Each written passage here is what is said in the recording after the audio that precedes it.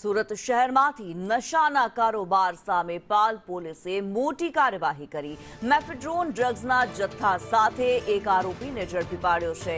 પોલીસે બાતમીના આધારે દરોડો પાડી આરોપી પાસેથી અંદાજિત 9.250 ગ્રામ જેટલો પ્રતિબંધિત મેફેડ્રોન ડ્રગ્સનો જથ્થો જપ્ત કર્યો છે। આંતરરાષ્ટ્રીય બજાર કિંમત મુજબ પકડાયેલા ડ્રગ્સની અંદાજિત કિંમત ₹27.75 લાખ જેટલી થવા જાય છે। જયેન્દ્ર પાંડે અમારી સાથે જોડાયેલા છે।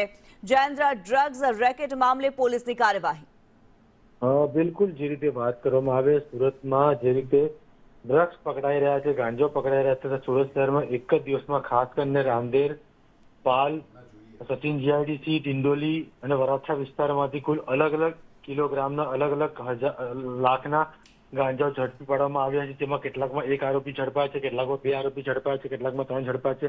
તમામ લોકો જે છે પોતાના વતનથી લાવ્યા હતા ગાંજો વેચવા માટે। તમામ આરોપીઓ ખાસ કરીને ઓડિશાના હોવાનું સામે આવ્યું છે। ખાસ કરીને એક જ દિવસમાં આટલી મોટી કાર્યવાહી કરતા ગાંજા વેચનાર પણ ફ્રોડ વ્યાપી ગયો છે। મહત્વની વાત એ છે કે સુરત છેલ્લા 4-5 વર્ષથી નો ડ્રગ્સ અભિયાન ચલાવી રહ્યું છે। તે અભિયાન અંતર્ગત સુરત પોલીસ દ્વારા કાર્યવાહી કરવામાં આવી રહી છે। બાતમીના આધારે તમામ આરોપીઓને અલગ અલગ પોલીસ સ્ટેશનના પોલીસના સ્ટાફ દ્વારા ઝડપી પાડવામાં આવ્યા છે।